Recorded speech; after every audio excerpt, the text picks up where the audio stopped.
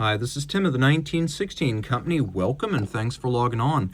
If you love this watch, email me, Team Mosso at the1916company.com for purchase pricing and availability questions concerning this watch. And this watch is beautiful. A certified chronometer, an El Primero chronograph.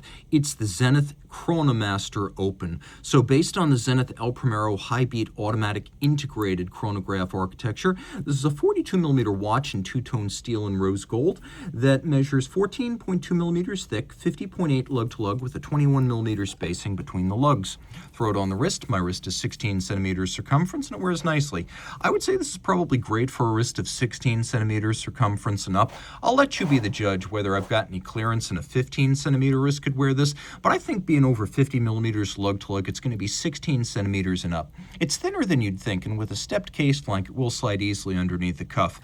Taking a look at the strap, it's very high grade, extremely large rectangular symmetrical alligator leather scales. You can see it's a semi-gloss finish, dark brown. It's got a folded edge, a monotone stitch, and then rubber lining on the bottom, which is something Zenith does and does so well. It means it's a more supple feel against the wrist and it protects the leather from the heat, sweat, moisture, oil, and grit of the wrist. And of course, this being an expensive cut of the alligator, the large rectangular symmetrical scales, you want to preserve it. Zenith gives you a double folding clasp. You can see the star, which is the logo of Zenith, twin trigger release, pop it open, twin fold, which I find is a little bit friendlier to a small wrist than a single fold. I find a single fold can pinch a small wrist. You can see the use of spring-loaded ceramic pin snaps in there so that you get a snappy tolerance and the steel can't wear down the ceramic, so it will always have a tight and crisp tolerance even over many years of use. We have satin, we have polish. You can see Media Blast on the underside. The case is polished and with some satin finish elements. It has a nice contrast to it. Squared off end, a little bit of a soft bevel on the lug hood, polished case flank, integrated angular lugs, a little bit of a Carrera maybe in that design.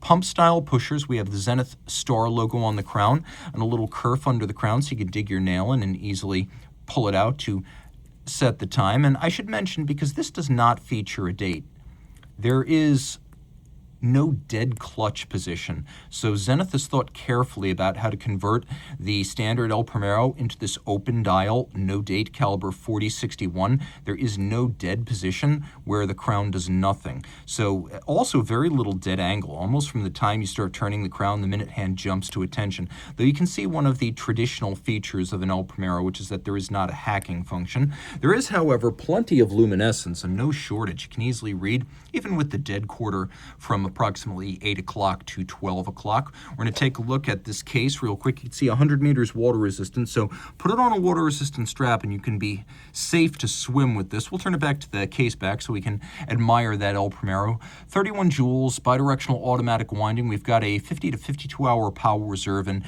36,000 vibration per hour beat rate, the Zenith's hallmark. In 1969, there were a couple of automatic chronographs that came out that year, but the Zenith was distinct as the most complete, an integrated automatic high-beat chronograph that's outlasted all of its rivals from period. The 36,000 vibration per hour beat rate giving the chronograph a 10 beat per second action that both makes the second sand a smoother sweep and allows it to resolve intervals as small as 1/10 of a second, so 36,000 vibrations per hour. Turning back to the case back, you can see we've got two features always associated with the El Primero: a super crisp column wheel for function selector and a visible lateral clutch, which is very traditional and beautiful. In fact, there's precious little blocking your view of the movement. A lot of automatic chronographs are very ugly. There's not much to see. This has always been a remarkable movement through most of its iterations because you can see the whole clutch, the column wheel, the levers, horns, the reset hammer. It's just a good-looking automatic chronograph. And the worst of the worst would be probably some sort of vertical clutch automatic, whereas this is about as good as it gets with an automatic winding chrono.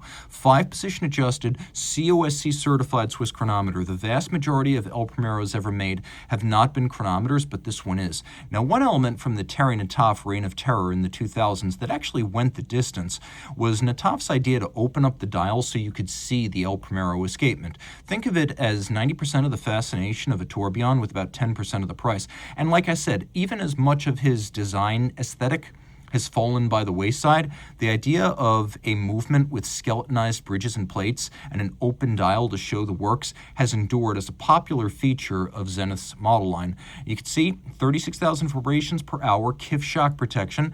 We've got a super extended pinion on the fourth wheel acting as your seconds hand.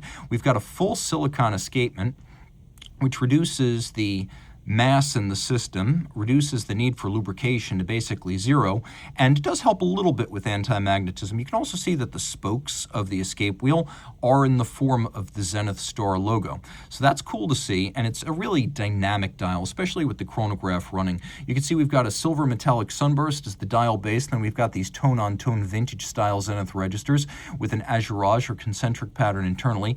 Outboard, there's a tachymetric scale, which can be used with the chronograph seconds hand to gauge the speed of an object, such as a race car around a course. And then we've got these rose gold hands, rose gold plated bezel surrounding the open part of the dial fixed by fired blued screws. And then we have these rose gold plated applique indices to give the dial an upscale aesthetic. Lots to love here. A timepiece that is an all-time beauty with one of Zenith's best innovations from recent years in the open dial. We even have a little bit of a vintage vibe with this dramatically boxed, almost glass box style sapphire, looking a little bit like a vintage plexi. So this could be your all-arounder. This is neither a dress watch nor a sports watch, but it has one foot in both worlds, and it is actually a master of both, not a dilettante. This is a timepiece for any weather, any wrist, and any situation. Zenith, like La Suta Original and Jaeger LeCoultre, one of the great underrated brands in the business. Reach out to Team Mosso at the 1916company.com for purchase and pricing details.